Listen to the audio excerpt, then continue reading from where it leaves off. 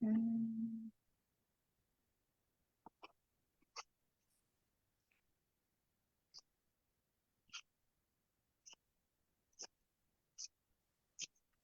my record button?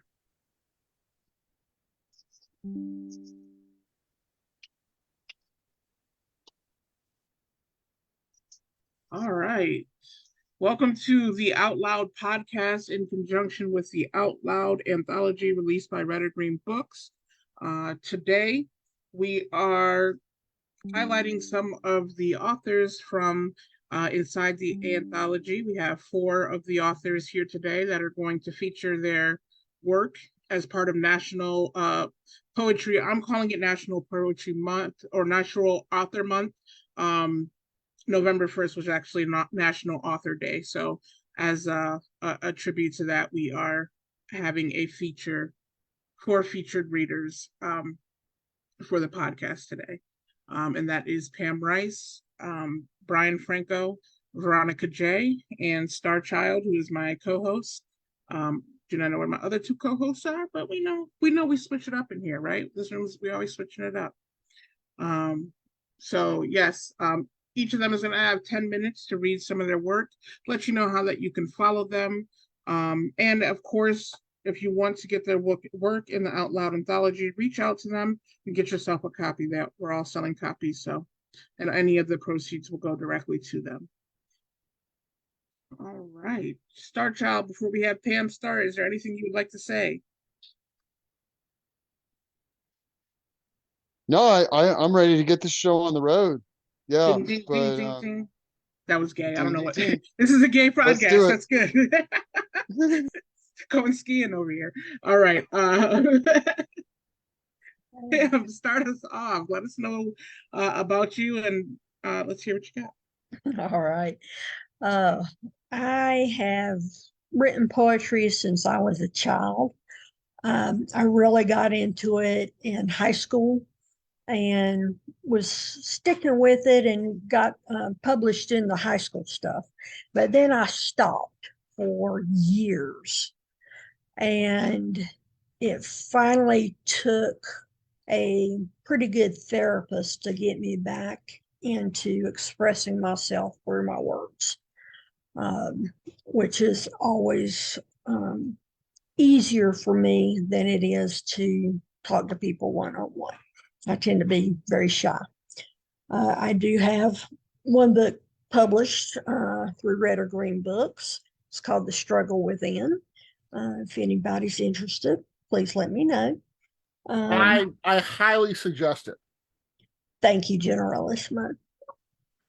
I enjoyed writing it, and I'm working on a second book. I don't know yet when that release date's going to be, but I'm in the process. All right, I've got a few poems to read. Let's see.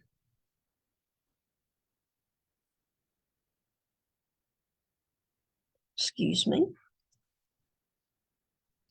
This one's from my first book. It's called Seeds of Hope. A suicide attempt began my journey, and as the years go by, I struggle, I fight, and I flee within me. But mental illness is not an easy foe, and strive as I might, there's nowhere left for me to go. The medications I try help to a degree, but when one starts to work, it soon drops me to my knee. So we go from med to med, searching for the right mix, not really realizing that in my DNA, there is no true fix. I do not metabolize medications like everyone else. They work for a while, but then they just fail. I still think about suicide at times when the darkness consumes me, but I am stronger now and want more than these thoughts included in my story. I will take my meds and participate in therapy, and there will come a day when joy finds me. Until that time, my demons will I fight and strive to overcome with all of my might. I know that there's more than darkness in me, There's love and light and laughter that I like my friends and family to see. Thank you.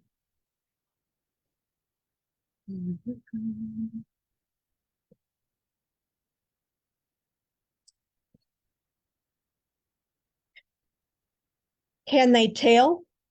Do they see? The darkness inside will not let me be. Be brave. Be strong. I don't want you to know. If I tell you now, will you turn away and go? I reach out and touch you. I take your hand in mine. I open my heart. My secrets no longer hide. I entrust them to you. I want you to know who I really am, so you'll never go. Thank you.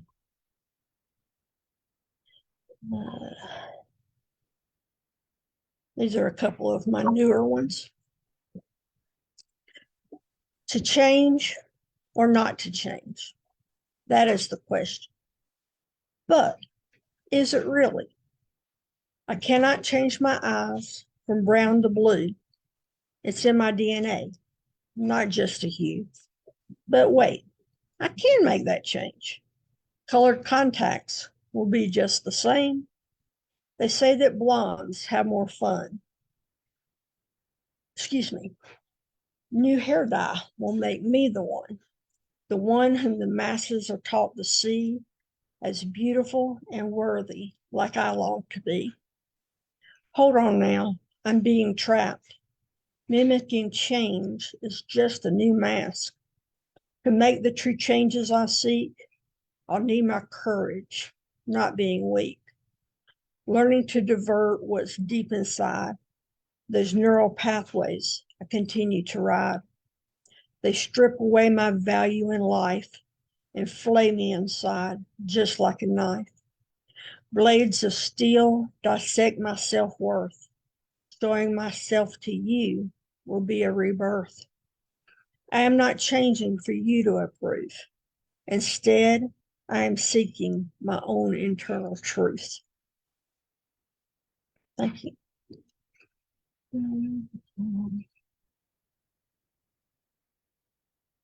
Having trouble on titles, but this is another one that's new. The bitter cold breeze blasts through the cluttered corridors of my mind, the closed chambers of my heart. Frozen in a moment, a breath, a space that I cannot escape. Shivering and alone, I seek solace and protection, a shield and armor to keep the monsters at bay. My pounding feet and ragged breath try to lead me away. But how will I be able to hide when they are entrenched so deep inside? Blood and bone are filled with loathing and self-hatred. Why must I forever slink behind a mask crafted of my own design? Skulking between the headstones of my memories, I read the names and dates of those who have touched my life, my world. Though I see each word etched in stone, I cannot envision the faces or the places where our paths intersected. Thank you.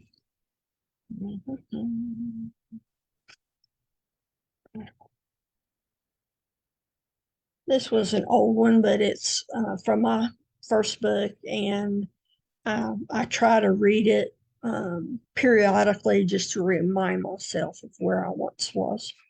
It's called The Plan. Hiding the pills, stealing the Everclear. I carry my plan onto the school bus that day. I go to my class and wait and think and wonder, is now the right time? During chemistry, I ask to go to the bathroom. When I am alone, I take out the pieces of my plan. I drink, I swallow. I drink, I swallow until there is nothing left. I return to class and wait and wait. The bell rings and I go into the hall. Something's not right. It isn't supposed to feel this way. I make it to the water fountain and vomit until I am an empty shell. My plan has failed. My mistake, the Everclear instead of plain water.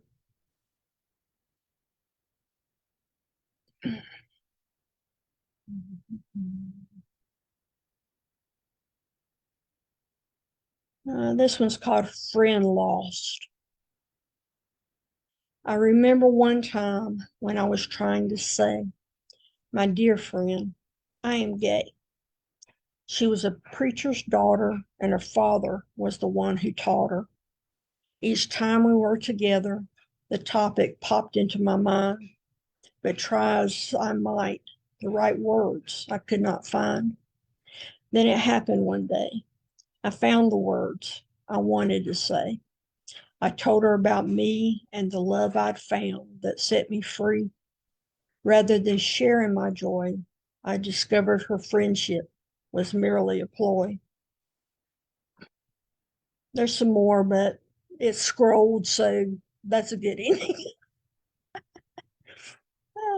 Sorry. This was a clapback poem for my brother-in-law for some comments he put on Facebook. It's called God's Grace. My life and love are evil to you. It doesn't matter how I feel or what I do. Being gay is against God's word. Will I ever be truly heard? You assume that I'm damned to hell. I'm not taking this very well. You think I am making a choice, but will you listen now to my voice? God did not make a mistake. Myself, he doesn't need to remake. I am equal to your straight friends in God's sight, and he loves me with all of his might. Assumptions about my path with God are in your head. There was a time when they filled me with dread, but I do not carry these fears today. I will not let your hypocrisy get in my way. When I die, I will be embraced by God and his angels through all time and space. Thank you. I don't want to go over. I wasn't paying attention to the time. That was exactly 10 minutes. So great. Awesome. Great job. Thank you, guys. Well, that was Pam Rice, author of The Struggle Within. Wonderful, wonderful book, but you can also find her work inside of the anthology. I would recommend that you get in touch with her and get both. They're both amazing pieces and both important voices in the LGBTQ community. Up next, we have Starchild, because Generalissimo is a diva and wants to go later. We got to give him what he wants. Starchild is going to give us 10 minutes. They just had their book launch this past Friday, I think it was. It was amazing for their book Alma, and I'll let them explain that a little bit more as well. Yeah, so here is my book, Alma. And as you can see, maybe, Alma is a word in Hebrew. And Alma is the word in Hebrew that gets mistranslated as virgin into English. So when people talk about like the Virgin Mother and stuff like that, they're using this word, or they're basing that on a translation that is inaccurate. What Alma means is not that it's not a woman who hasn't had sex. It's a female who is in a state of full bloom. So basically meaning that she's ready to have babies whenever she wants to. And so that's the first poem, the title poem of my anthology, because Alma, this idea of like the feminine in full bloom, is my understanding of what God is like, what the divine is like. So here's my first poem, Alma. It doesn't mean virgin. It has nothing to do with whether or not a woman has shared her flower. Alma means a woman who is in full bloom, with wild dreams and unstoppable hope. She has not had her milk sucked dry by the task of growing other humans. Her petals have not closed after too many clumsy bees landed too fast and took too much. Perhaps she has entertained many bees without being stung, and she is every bit as fresh as she was the moment she opened for the first time and tasted the sweet sun kissing her deepest buds to call forth the life that always dances within her, since she will never stop being a maiden. Or maybe her first blooms withered too quickly, but life gave her a new spring even now as a crone. She dances with the poor who find her, while the rich try to bottle her up like a genie with their rosary beads, and old men with shiny hats build cathedrals of speculative assertions about how virgin mothers are supposed to behave, painting her so pale white that she's barely visible. But the Alma just laughs the laughter of a wild queen, and she keeps on creating the universe, entirely unbound by papal edicts, knowing her joy is already overthrowing the world. All right.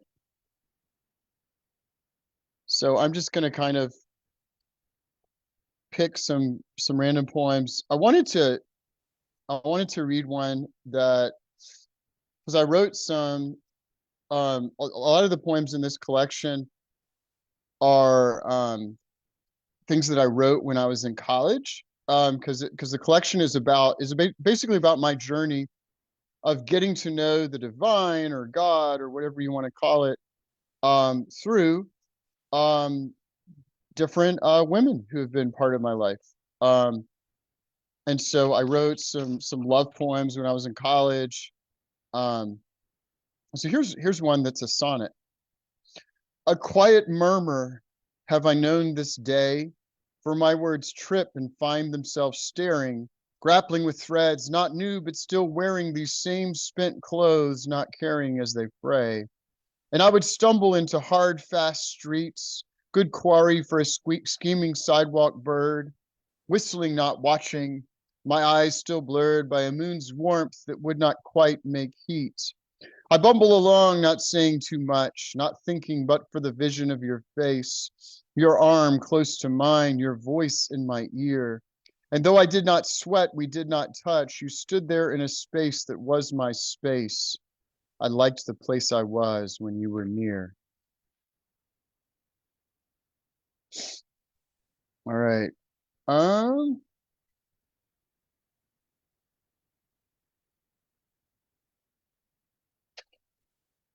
this is one about God, and it's called Queerest God, because I believe that God is queer.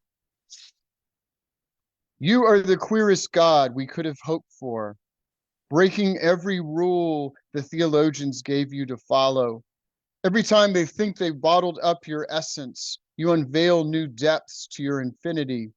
You refuse to be an idea. You insist that you have a body and that we are your bodies. And all the passions and attachments and self-sabotaging follies our church fathers tried so hard to save us from within their orthodoxy are themselves the exquisite drama through which you enjoy the infuriating beauty of our lives as we wander across continents searching for the home we never left behind. Because we are home any place the sun kisses our face in the wind, and we can stay here as long as we remember you are the one kissing our face in the light in the wind. You are the womb whose waves summon us to be baptized without ceasing. We do not need to die or make it to the top to get to heaven. We just need to stop trying to be heroes who hate our bodies and only care about winning. All right. Let's see.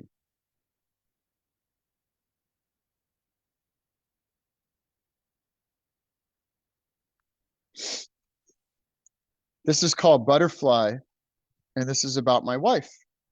Um, and I kind of self-identify as a unicorn, because because my mother read me a book about a unicorn named Morgan, which is my other name that I use, my birth name, which isn't a dead name, it's just a birth name.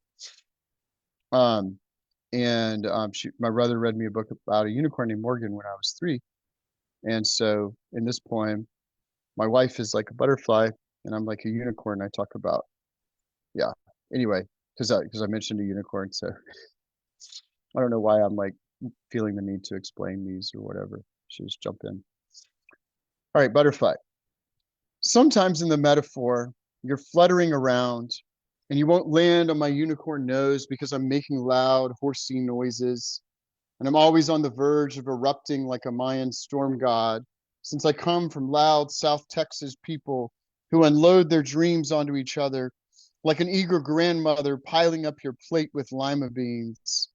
I wish I could pull myself back enough and breathe softly enough that you feel safe landing on me, spreading your wings all the way to show your full divinity. But you're also in the cocoon, and I want it to open. And I'm standing outside it, poking like a petulant squirrel or a bear who has been told many times that butterflies die when you try to tear open their cocoons to set them free. I don't know how to stop tinkering, but I'm trying to learn how to sit and watch you discover your freedom little by little, realizing how powerful and marvelous you really are.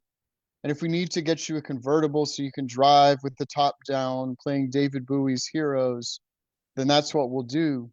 And I'm not saying you're the one who needs to bloom and not me. This is how I open my own chrysalis and cast a spell on myself to let my body know it's safe to rest.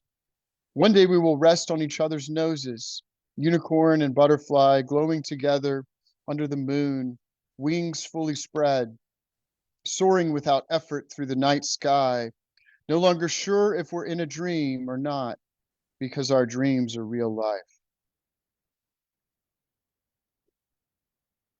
All right, let's see.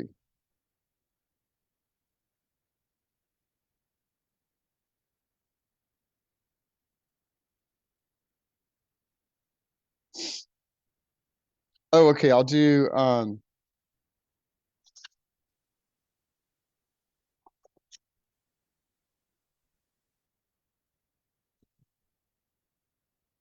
I'm trying to decide.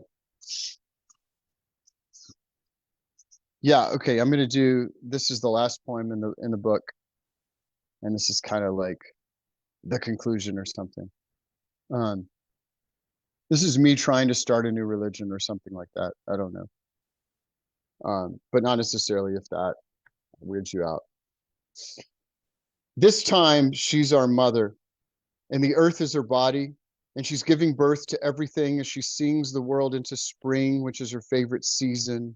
She doesn't see a reason to make people afraid of her, since people who are afraid of God have made the world hell already.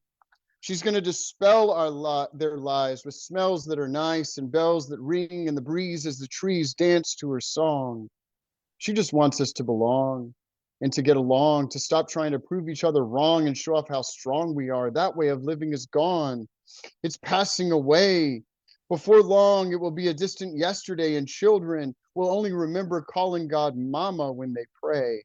And she will play in the fields with them, and they will feel safe and loved, and no one will steal their joy ever again by holding their sin over them, telling them they're damned, unless they comply with the demand to never ask questions when they don't understand, but stand and kneel in a room where God is only real inside a book, where we look for the knowledge of good and evil.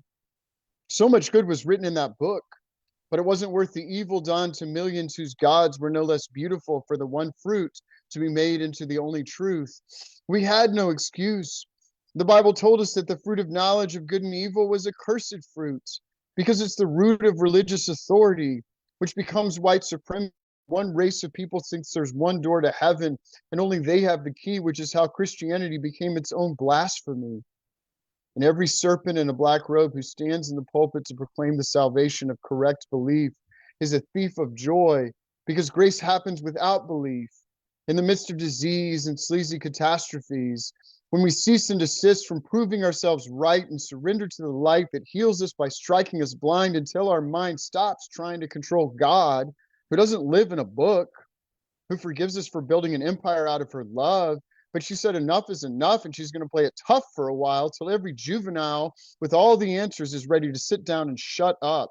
Once they've had enough of the cup of wrath, we will laugh when we stop trying to know and let divinity flow through us into poetry, since that's all God ever wanted us to be. Poetry of every form, ungoverned by norms, beyond the intuition of harmony, always saying yes and, even when we don't understand, letting love take command of humanity before we fall into further calamity caused by our vanity. But our insanity does not overwhelm God any more than a mother is overwhelmed by a screaming child. She knows that we're wild, and she's wilder than we are. Thank you.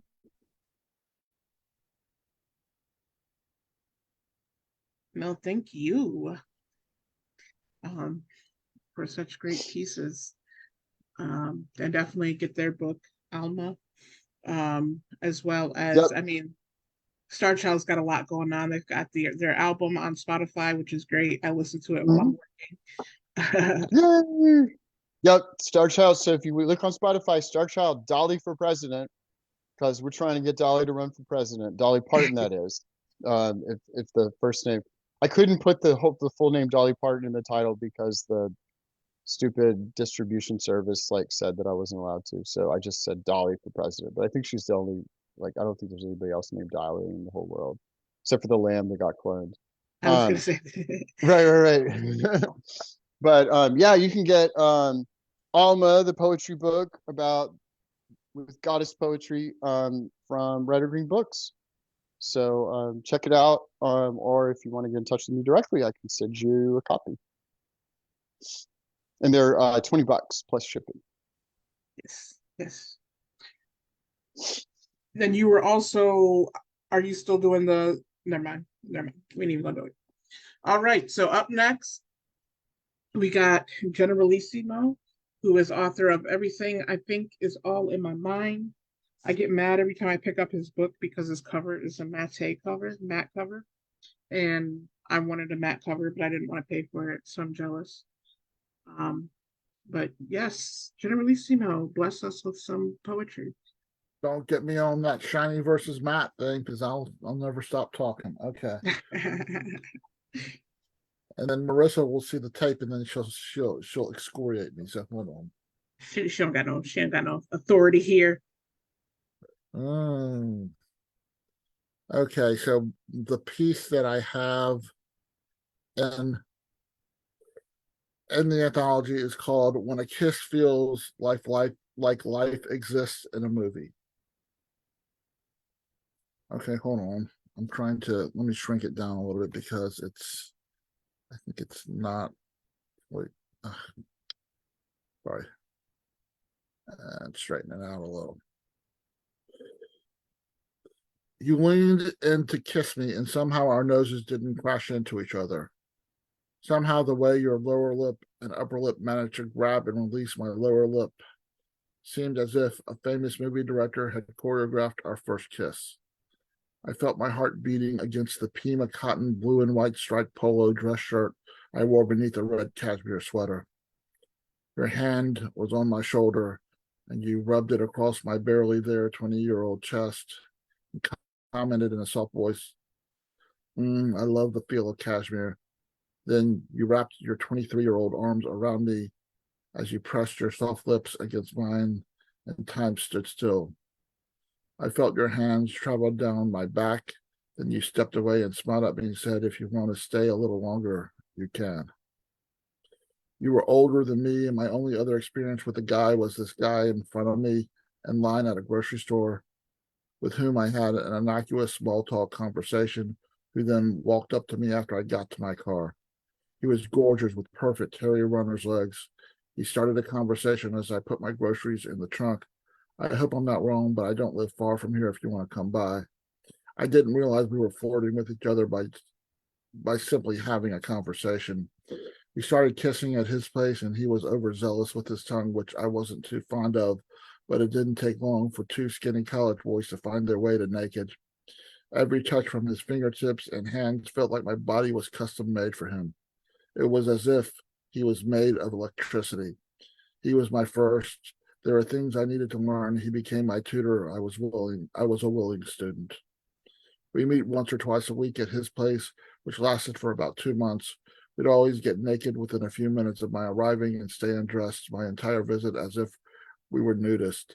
I bought Paul Young's Secret of Association. I put the cassette in his stereo system on side 2. The first song is I Want to Tear Your Playhouse Down. The whole side 2 was a soundtrack for a sex romp. I think we cared for each other, but it was the 80s. We were closeted, and there was no chance of us continuing without blowing up our lives. When you and I met, you were a grad assistant to a professor. I made an appointment with you to help me with something I didn't understand. Afterwards, you suggested we grab some dinner sometime. Again, another time I didn't realize I was flirting. I could definitely feel my heart beating against my preppy knit shirt as I sat opposite your desk.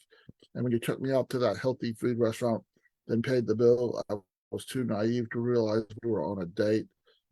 It was a breezy, cool, early spring Florida evening. You suggested we take a walk in a small nearby park.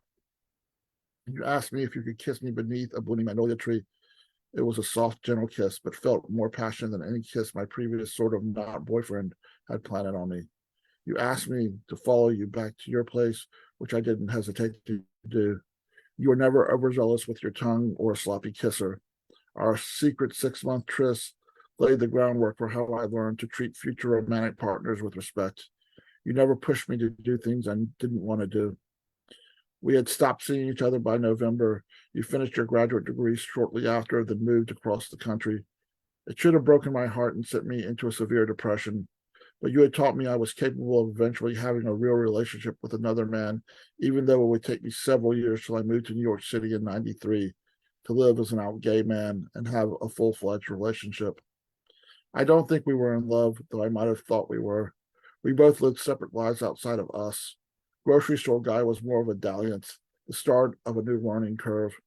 What we were was more than that, even though it was just a secret, and we never met or talked again.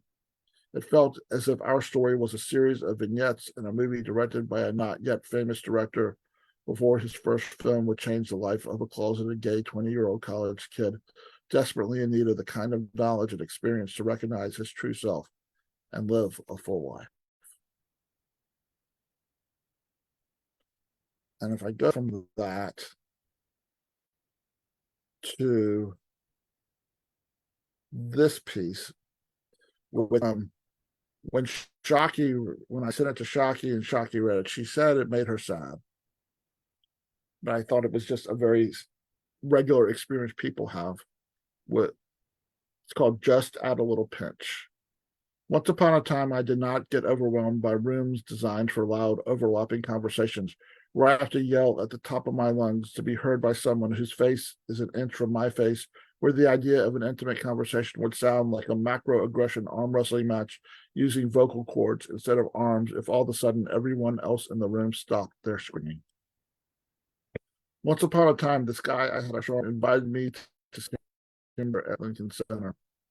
The only other ballet I ever attended record. Before the ballet, with jazz playing so loud, everyone had to scream to hear each other, which meant we all had to lean in so close it looked like everyone was leaning in for a kiss. The place was famous for its deconstructed Caesar salad with whole pieces of romaine stacked alternately with shavings of parm sprinkled with black pepper and herbs topped with a sunny side up quail egg and crispy fried boneless tiny headless anchovies surrounded by a halo of red, yellow, and orange grape tomato halves and a moat of olive oil streaked with a vein of aged balsamic vinegar. The ballet was a modern dance interpretation of Rites of Spring. I had never imagined the act of someone dragging their feet could be so sensual. The dancers danced with the fluidity of mercury that had escaped from a thermometer and couldn't decide if it wanted to part ways from itself or stay together. In the meantime, this guy I had a crush on, who paid for my dinner, was playing footsie with me beneath our seats. I could barely breathe when he smiled and stabbed my soul with his ice blue eyes. We met in Central Park at an Italian ice cart. He stood behind me in a tank top on rollerblades while I couldn't make up my mind what flavor I wanted. He helped me choose a combo pina colada and lemon lime. After he got his, we made all sorts of small talk. We proceeded to exchange digits. I borrowed a pen and paper from the Italian Iceman. I never thought he'd call me, but after we met, and I was too afraid to call him, but he called me out of the blue and invited me to the ballet. It was too much for my brain to interpret as anything other than pinch me, I'm dreaming. Once upon a time, I allowed myself to believe that a too good to be true pinch me, I'm dreaming crush would not leave my psyche with a history repeating itself bruised from the pinch. Okay, this next one is pretty long. It happened on the number 2. It happened when we met. It's true what they say. New York City public transit is one hell of a matchmaker. And a place where everything's moving so fast all the time, it's the only place anyone can stand still while they're still moving. You got on the number 2 downtown bus a stop or two after me. It was a hot, humid day. Every seat was taken. You stomped down the aisle in your scuba diver flippers, announcing to everyone you deserved their seat. I was reading the comics. You rudely elbowed my shoulder as you grabbed the cold steel bar above my head so you could stand still while the bus moved. I looked up and said, "Excuse me." You looked down and said, "Excuse you."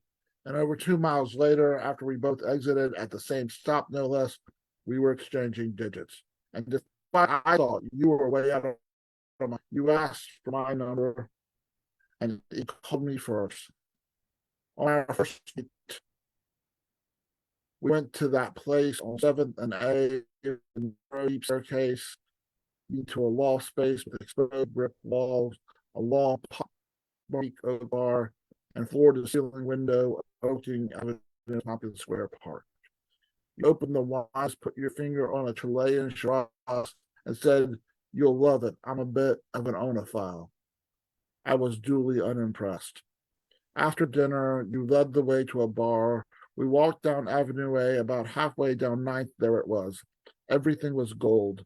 The ceiling was gold. The floor was gold. The walls were gold. The bar was gold. The upholstery on the stools was gold. The art on the walls was canvases painted gold with frames painted gold. I was blinded by all that gold. I was blinded by your words. I was blinded by the way you talked to me. I was blinded by the way you looked straight through me. And I am not ashamed about what happened in the cab back to your place. My place was a glorified walk-in closet on the 4th floor of a 5-floor walk-up with a crazy old lady redheaded super who smoked in the halls, whose son lived across the hall from me. So every time I opened my door, I'd hear, "Kitty, is that you?" Your place was a high-rise with a marble lobby with marble floors, marble walls, and a marble desk for the doorman who looked like a middle-aged Ralph Lauren model. When I finally met your roommate, the bleached blonde nurse with the Baywatch body and Demi Moore voice and Mae West sense of humor, we were in bed. She walked into your room, introduced herself, and stayed a few minutes to tell us about her day. After she left, you said, "I think she's your type. She's everyone's type." I licked my lips and gave you a sloppy, wet kiss on your 2-day stubble cheek that both tickled and scratched my lips. You gave me a sweet, soft, romantic kiss on the lips, and despite the inordinate amount of time we spent in bed, the best part of everything was that there was never a time we weren't talking. We listened to each other, learned from each other, and taught each other. There was music, movies, theater in New York City. It was something I hadn't experienced in my 27 years of existence and have yet to experience in the 29 years since. Now we live close to 2,500 miles away from each other and haven't met in 24 years. We talk at least once every other month. We can tell each other anything and expect the kind of respect and honesty that rarely happens in today's indispensable cell phone, Facebook-fueled Fox News, fake news world. The last time we hung up, I realized in over 29 years, I have never met someone who gave me the jolt you gave me when we first met. When you meet someone, you take this deep breath you can't release until that person is 100% out of your sight. I'll admit I've stood naked and God only knows how many thunderstorms holding a lightning rod, Statue of Liberty style, and have been struck by lightning God only knows how many times. But in my lifetime, I've only received one jolt. Do I have time for one more? Shockie G? Hello? If it's short, please. Okay, let's see what I have. Hold on. Okay.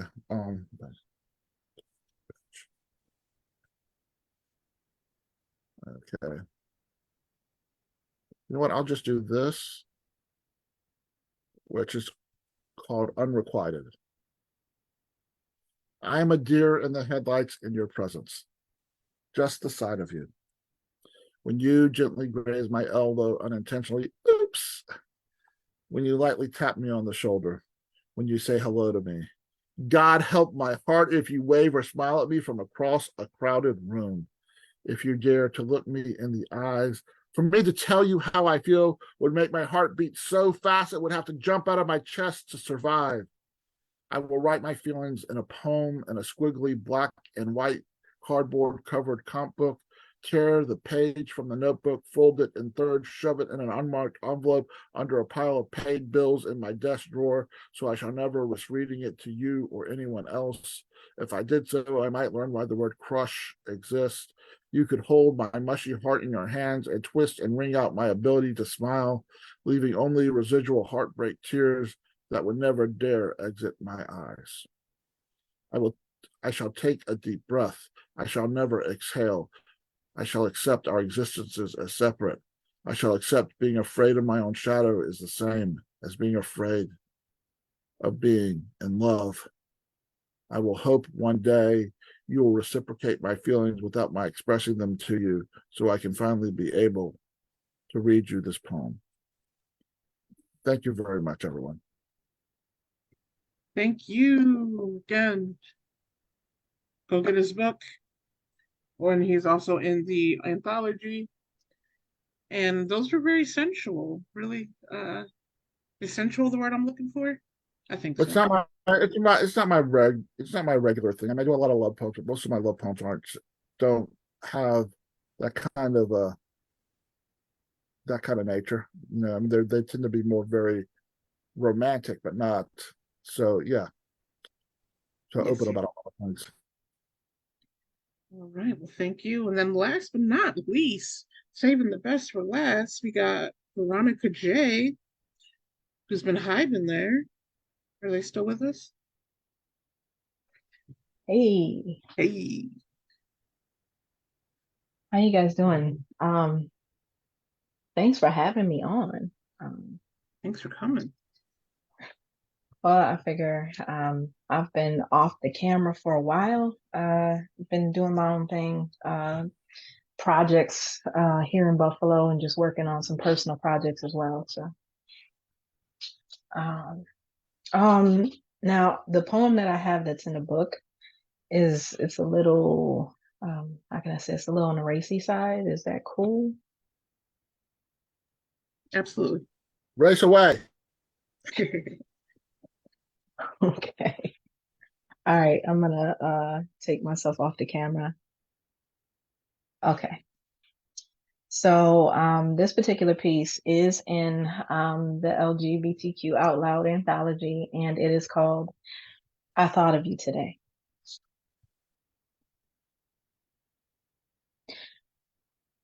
I thought of you today, about how your touch makes me pulse in cadence to your heart's pace.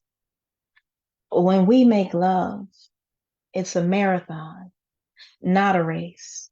And just in case you were wondering what I am doing today, I'm spread naked across this bed and on display, wishing you were here right now to reverently pay homage to my physical form in every intimate way imaginable. The evidence between my thighs is tangible, but you're not here to coat your fingers with the evidence or make your presence evident between thighs that want to wrap around your waist and later encase your face with the wet traces of my personal autograph. I thought of you today, The way my nipples ache when you look my way with eyes that undress me in the most carnal way. And I shamelessly wish that you would approach me, rip my shirt open, push my bra aside, and suck these nipples publicly, giving anyone in the vicinity the opportunity to witness me surrendering. This pulsing in my clit is lingering, so I am now fingering myself, wishing it was your tongue wrapped around and squeezing, releasing my juices, commingling with the heat of your mouth and producing the cream that always makes you want to lick me clean. Babe, I thought of you today.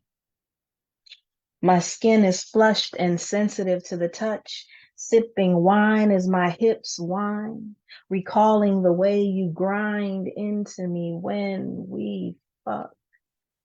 Mesmerized by your stroke game. My cerebellum paralyzed and neurons are exploding in the brain every time your voice catches when you say my fucking name. Yes. You see, it's a mind fuck. Damn it. I wish that you were here in this moment of sexual torment, guiding this storm until we both end up drenched from the rain. It's insane that I can imagine your touch so vividly. Feel your lips against my skin and your tongue running slowly over every inch of my body. And I am now realizing in this epiphany that you command my spirit intimately. I thought of you today. You've got me sprung, recalling how that tongue is hung. I am literally straining against these sheets, fantasizing. I want you inside me deep, so deep that I cannot speak. I want you to take my breath away repeatedly. Make this bed squeak in rhythm to the beat of our hips and the meeting of our lips, empowering me and stripping me of all my insecurities, blowing my back out until I am screaming, then holding me gently, convincing me that you see my inner beauty. Shit. I wonder if you have any idea of what you are currently doing to me. Because you see, I am trying to draw out this throbbing. My legs are shaking, my left hand gripping the headboard above my head, tears in my eyes, sobbing as this climax is quaking. And I pray that on some frequency, wherever you are, you can hear me screaming your name as it's reverberating through my walls and my whole entire being with sweat drenching down my body as it slows its convulsing, pulsing. And I wish that you had some way of knowing that I thought of you today. And that's that poem. Okay, this next one that I'm going to do, I guess I should put a trigger warning on it. It's basically a poem about my life experiences. So this one's called Fractured. Splinters inside my fragmented mind. Sharp edges of memories inflicting injuries, causing brain bleeds across my consciousness. As I try to make sense of the hypothesis of how I find myself immersed in this personal apocalypse of thoughts that I'd convinced myself were buried 10 feet below the original 6 feet of my mental mortuary.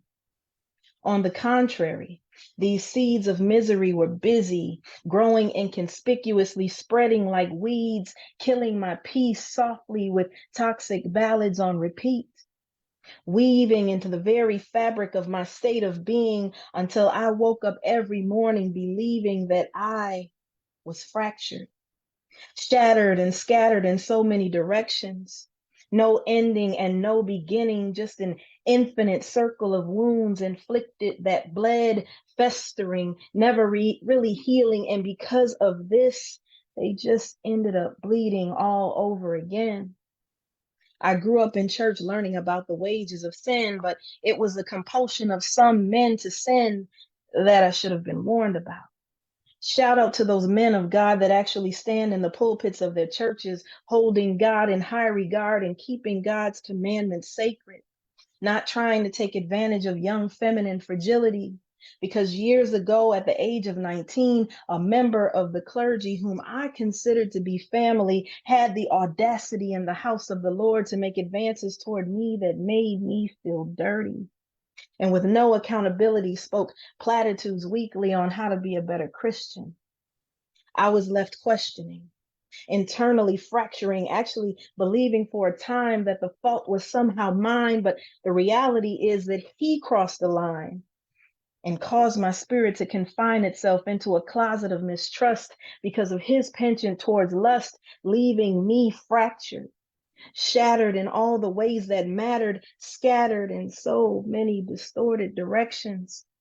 I spent so many years in reflection and introspection, building Fort Knox like protections around emotions that were too brittle to stand without fortification, trying to achieve some semblance of balance on an unstable foundation of disappointments and the toxic verbal regurgitations of a wolf disguised as a lover.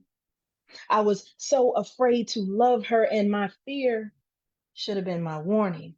See, I was so tired of being perpetually sad that I ignored intuition and all those big, bright red flags flashing, compelling me to run. But instead, I stood fixed in her sights, losing sight, caught up like a helpless deer in dirt smeared fog lights. Why, at times, do we accept what we can instead of realizing that we deserve better than? I gave, and in return, she took everything, and in the end preferred to have an abusive, trifling, poor excuse for a man. Damn. It still took years for that shit to even begin to mend because my heart could not accept then that her emotional treachery was getting in the way of my destiny, causing me to question the very validity of my existence. I paid years of penance for her tendency in my distorted psyche, her dark presence looming in the background, constantly reminding me that I was not enough, that what we shared was the stuff of night terrors, measured with mental barriers to keep my vision impaired, ensnared to the point that I literally could not see the proverbial forest for the smokescreen of imposing trees she put in place to obscure the exit gates.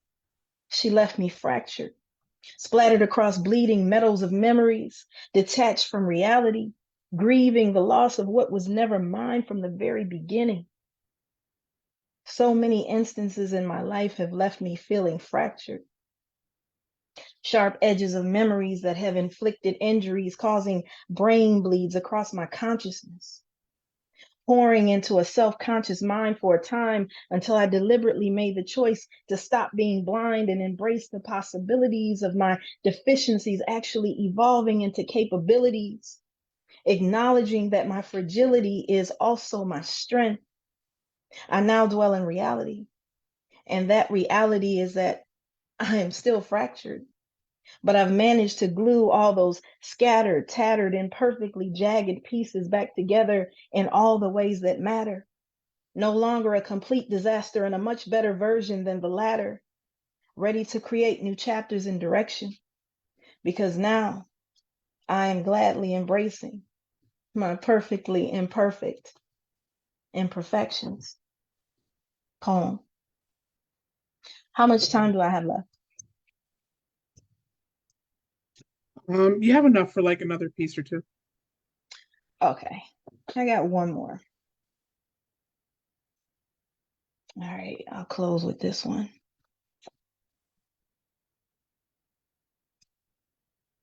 Okay, this one's called If Desire Had a Sound. If desire had a sound, it would be you. Your presence dances across my soul like lyrics, accompanying the melody of your voice. a voice that has granted me the kind of peace I thought was limited to fanciful conjecture.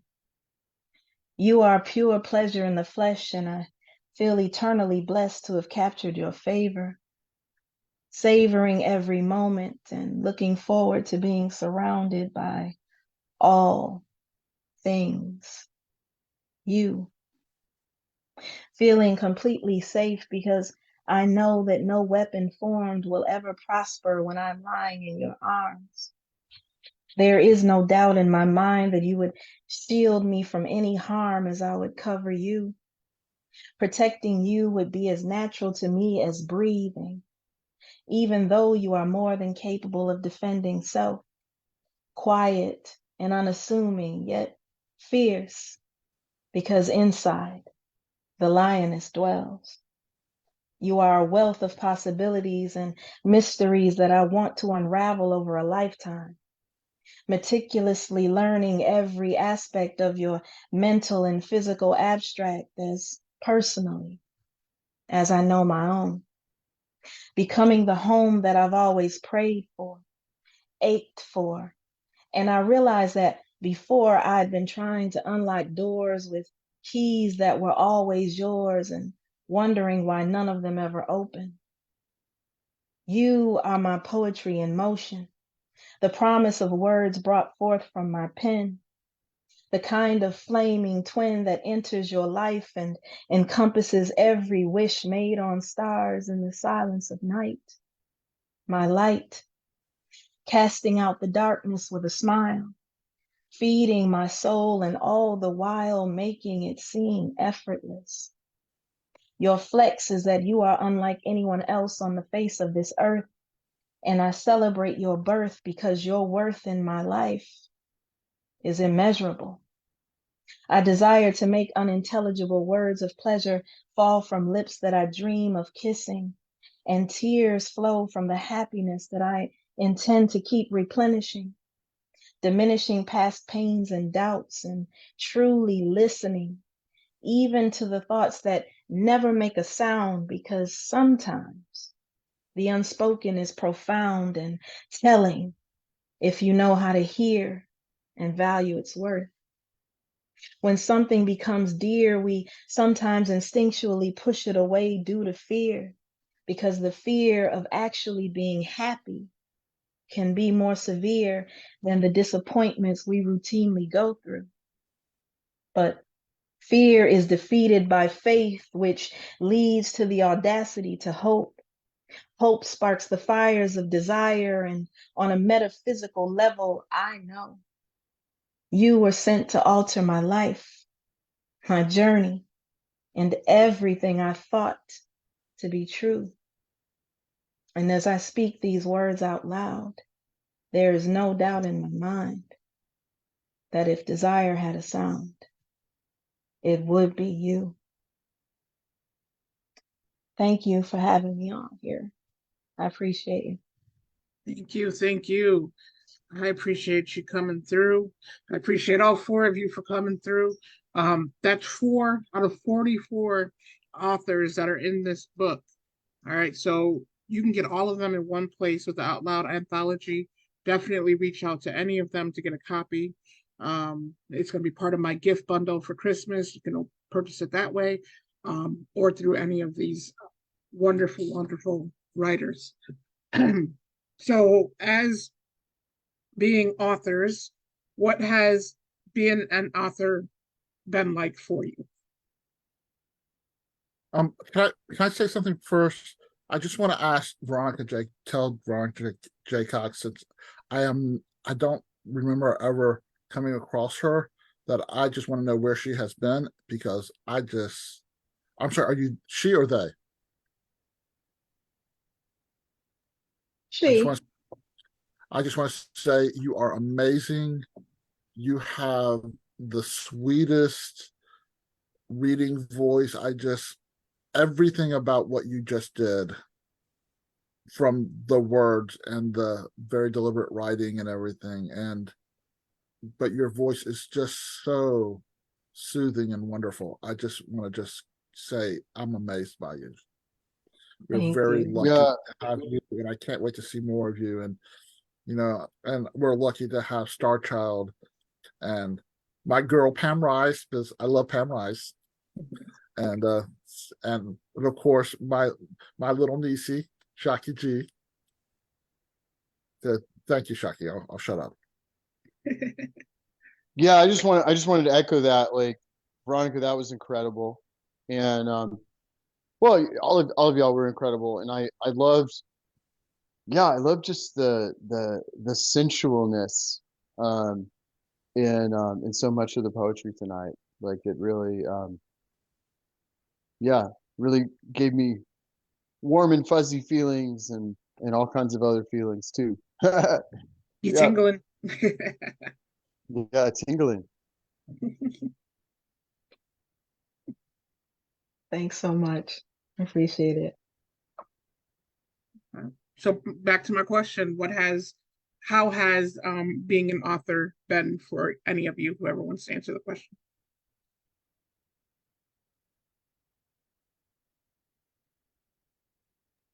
I find the word author to be a very difficult word. I mean, because I feel like maybe I've been writing poetry for 30 years, and part of why it took me so long to be published is because I just didn't try to until the pandemic. I mean, that has to do with depression and anxiety, but it's not enough of an excuse to not have tried. And um, you know, it still in a way doesn't feel very real. And so much good has happened, and I've done so many wonderful events, and every time that I go out of town and either do a feature or go to a festival or whatever, it's like I feel like it's more than a resume line. It's like it's saying, yes, you are an author, and your poetry is not a hobby. It's not, you know, it's not just something he does, you know, he just does to take up a little extra time in his life. I feel like most people who have known me my whole life are always surprised by all this, you know, and so it's weird. It's a very weird thing.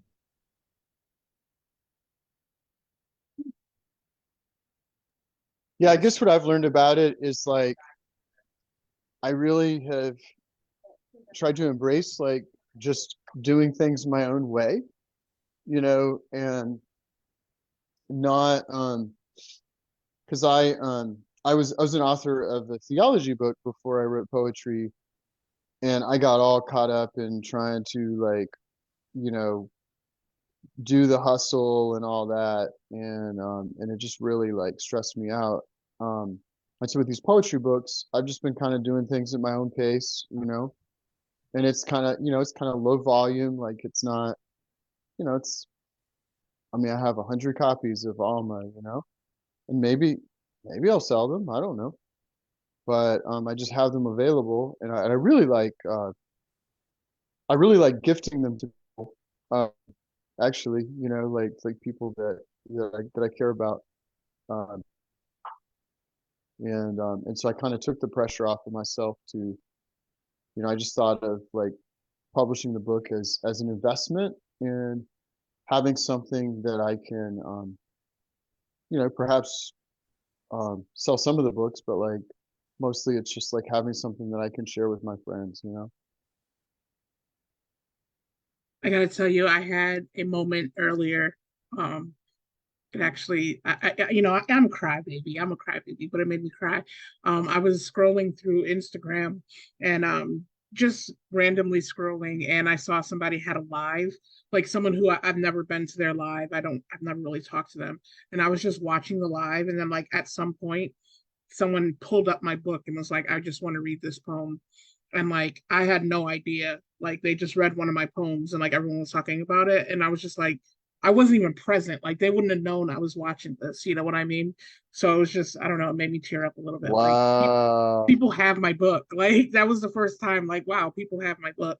So that was kind of cool. That was kind of cool. Yeah, that's so rad. Yeah. I just hope that you all know that all of your work is very important. I hope that you continue to write. You know, I've spoken you know, with Pam. I read her book. I went to one of her lives, and you know, she speaks a lot about mental health in her book, and it's an important message, right? Starchild and their journey, Generalissimo and in his journey. Unfortunately, I don't have a book by Veronica J, but if one comes down the pipeline, definitely let me know. But very important voices, and I'm happy that you guys are continuing to publish, including being published in the Out Loud anthology. Like I said, there's 44 authors, 44 poets that are part of this anthology.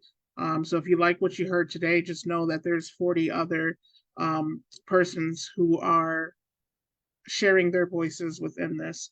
And you can get it on Red or Green Books. I believe they're $25. I don't know. I think they're $25. Or get it from any of the contributors. And like I said, I do have a gift bundle coming up for Christmas where you can get this, my book, and my journal, and you can get it all for, I think it was $45. So if this book is $25, you can see how What much. is this journal? Is this an accounting of your daily life? No, it's called 30 Days of Poet, and it has 30 days of prompts to help someone get through and write some poetry. Oh, I didn't know about that. I didn't know that existed. Yeah, Wow. it's on Amazon. And then a copy of my book In Lieu of Flowers, which it's under a candle right now, so I don't want to grab it. But yeah. I definitely endorse that book too, because I've read it and I love it. And it's you know, you can't not just be wowed by Shockie G's poetry. Shockie Well, G I just, endorse this book too. Everything I think is all in my mind. you know what, you were talking about something, Shockie G, and so in the last year, um I became friends with my, it was, I guess she was my 10th grade English, maybe she was my 9th grade English teacher on Facebook. And it, yeah, nothing, no real exchanges or anything. But then I didn't really say anything about my book, but I did that I wanted to send her my book. So I said I wrote a poetry book that's been published. And this is what she wrote back. She says, I came home and sat yesterday and read almost half. I laughed out loud. I felt heartache. I had a great sense of pride that you are such a strong individual who is in touch with your life. I'm all over the emotional roller coaster, and I'm loving it. You're very talented. I can't wait to finish it again and again. Which I'm thinking about, you know, adding 10 poems to it and doing a second edition. I might just throw that on the back end, on the back cover, as, you know, 10th grade English teacher, which would be pretty awesome. That is pretty awesome. That's awesome. And yeah, like I said, National Author Day. We even have in the room Terry Rose Jertson, who is also a Red or Green book author. We have Robert Fleming, who is an author and a publisher. But He's yeah, he gets published in so many different journals and things all the yes, time. yeah, as well as the anthology, he's in there as well. So, you know, check everyone out. Anything anyone wants to say before I close out the podcast? Oh, I failed to actually failed to mention it when I was up there, but I do have my book. It's not available yet, but it will be soon, and it's called Finding Poetry in the Dark. So look out for that. Poetry in the Dark. Yeah, Finding Poetry in the Dark. Okay, okay. I can't wait. Hit me up when it goes out. I'll Um, let you know. I'll grab one. Um, yes, and I just want to thank you guys all for coming again. And again, thank you for coming to the Out Loud podcast. I'm going to stop the live. All right, that is all done. I will upload this to Spotify. It usually takes about a day.